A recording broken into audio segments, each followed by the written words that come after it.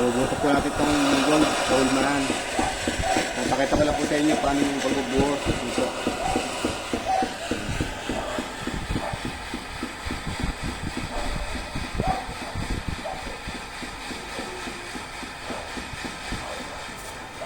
Ito.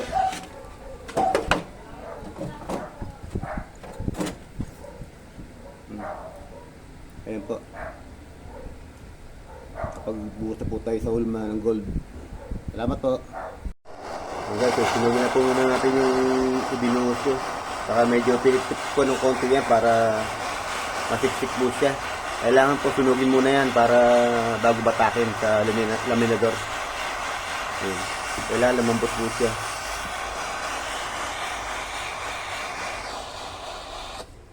Ayan po.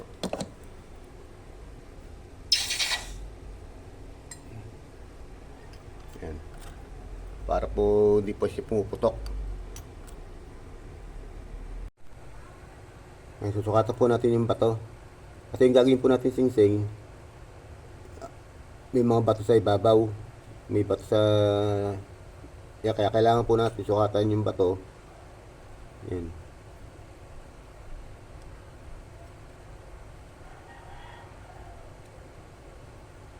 Ayan po. 0.2. Ayan. Ito pong gagawin natin dito natin, medyo 0.3 and a half pa po siya. Yan. Kaya kailangan pakitiri pa natin siya ng bagya para po kumasi sa ibabaw na ganon. Yan.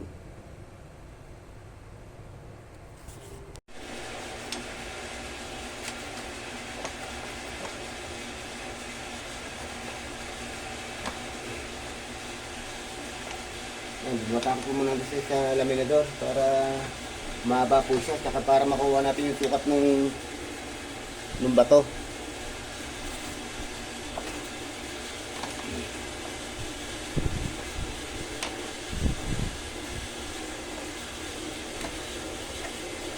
Mm po yung lapad ng bato eh. Kaya kailangan po mga 2 man lang yung magiging sukat ng bato. Ito po, wala pa rin po natin bagya. Batal pa natin ng bagya. Malapad pa.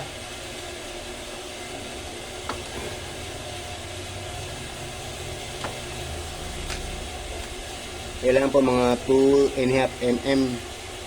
Kaya press pa po yan. Press pa. Kailangan natin, maisakto natin yung mga dot.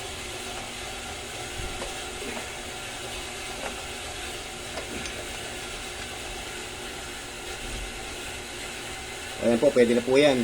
2.5 mm. Okay po.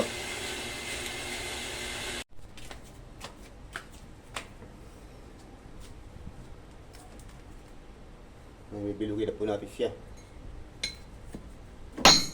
Pakawin na lang muna para hindi siya hindi siya mabugbog.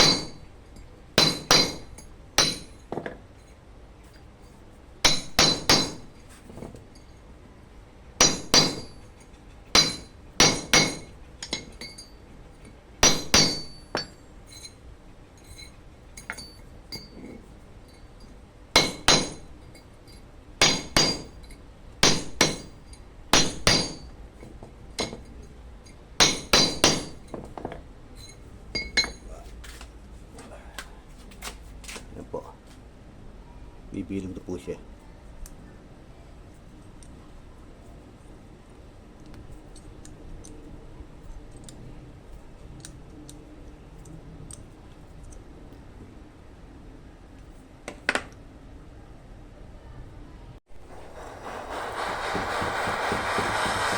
Pakulang po muna ito sa borak. Tubig na may borak.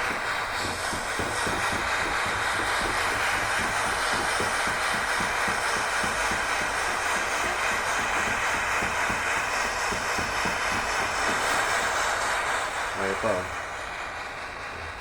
Ayan, pulo na po siya.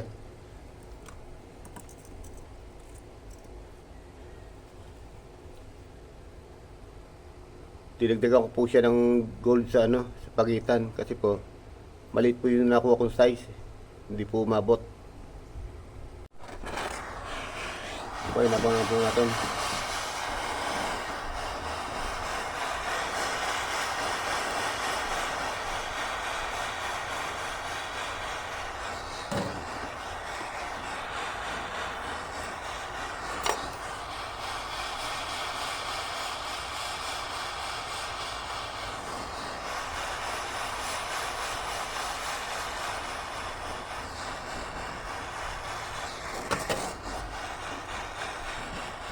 Tabog po natin sa aksido. Ayan po. Nahinang na po natin siya. Tara po, merienda po muna tayo.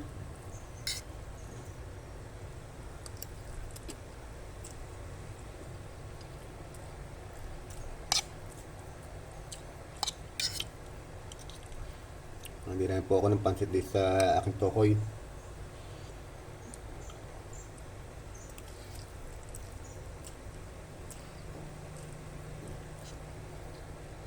Ito po, ganyan na po tayo.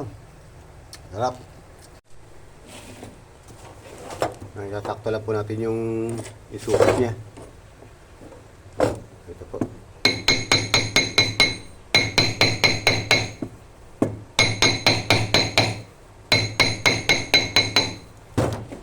Kailangan po kasi kumabot po sa guhit na yan. Yung po sukat ng daliri na nagpapagawa. Kaya po paabuti po natin dyan. Ayan, kunti na lang po.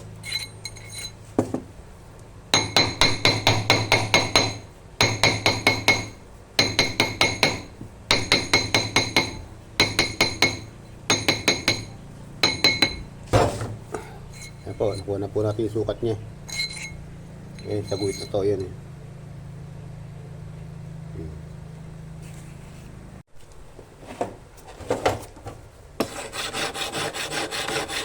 Papantayin lang po natin. Kunin po natin yung lapad ng bato. Kasi malapad po ito. Kailangan po magbukas tayo ng lapad para makuha po natin yung sukat ng bato. Kunin ko lang po yung lapad.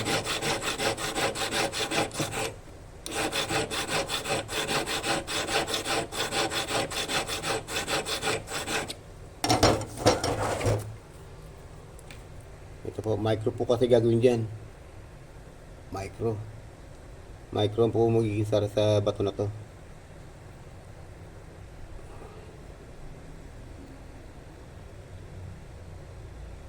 Ayan po. Maliit po eh. Ayan. Medyo okay na po ito. Pag naliha po yan, sakto na po lapad niyan. Kaya rin po tayo sa singsing. Hilahin lang po natin.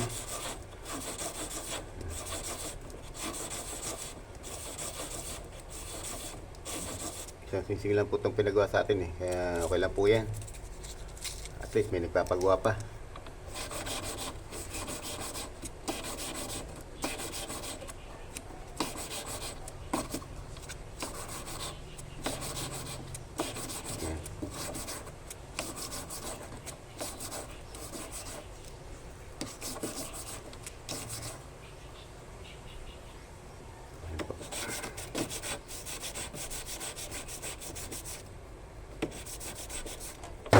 Kailan po natin kung ano na timbang.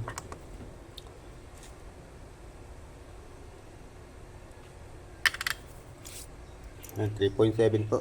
3.7. Ngayon susukatin po natin itong yung bato. Hindi pwedeng malatad, hindi pwedeng makitid. Kailangan saktuhan lang. Maliit po kasi yung bato kaya hindi po mailapat. Ayan. Ayan po.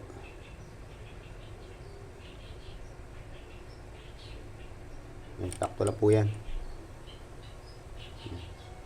Pati po yung size 8. Yung sa isuit po ko rito, ito pong may guhit na to. Ayun, sakto lang din po. Yan, dati problema din sa paggawa. Nakuha po natin lahat ng mga gusto paggawa.